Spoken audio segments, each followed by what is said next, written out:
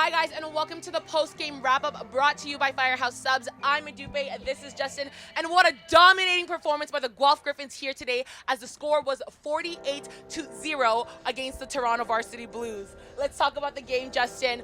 We talked about it a little bit. Clark Barnes and Keandre Smith literally catching everything that was thrown their way. Talk about how they impacted the game today. 2 stars of the game overall. Yeah. Clark Barnes, first of all, 3 touchdowns. Now, we saw him in 2019 as a first-team All-Canadian returner. That was all the way back in 2019. What I really like is his development here. He's turning into a legit #1 receiver in the OUA, dare I say, an all-star in this league as well. 3 touchdowns today, goes over 100 yards with 7 catches.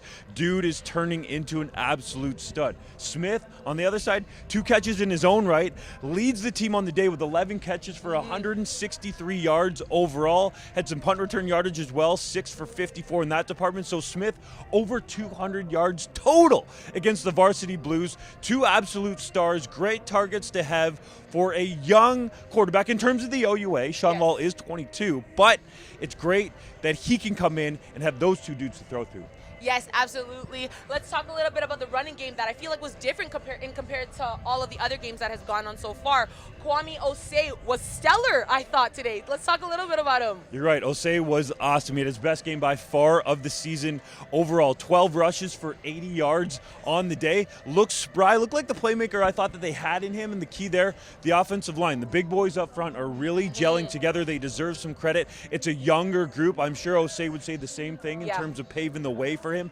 And that's going to be critical, the run game. That is, as we get further here into the playoffs and the postseason, when you start competing for those trophies, the elements come into play, right? It's cold, it's rainy, it's wet. You got to be able to move the ball on the ground. Gryphons showed that that's a possibility going forward with Osei. Yes, let's talk a little bit about defense. They were strong today. They held the Toronto Varsity Blues to 0. Let's talk a little bit about it. Overall, I love the veteran leadership. Jared Beeksma, again, leading the way for this defense. A.J. Allen in the middle. That front gave Clay Sakara fits all day long, the quarterback for the Varsity Blues. They pressured him in his face, beat him up, intercepted him. You name it, they did it. And the Blues didn't get into the end zone. So a great overall team effort. And I really like the game plan put together by Dennis McPhee. Deeker, as he's more affectionately known, the defensive coordinator for the Gryphons. Total effort from that D. Yeah, well, now the Gryphons are 3-2 for the season. Next week, they're going to be facing McMaster. Let's talk about that matchup. It's going to be tough for them, I think. It's going to be a difficult one, and you're considering you're going against the defending Yates Cup champions. We can't forget that. They're the reigning OUA belt holders. But that said, it's a new year, right?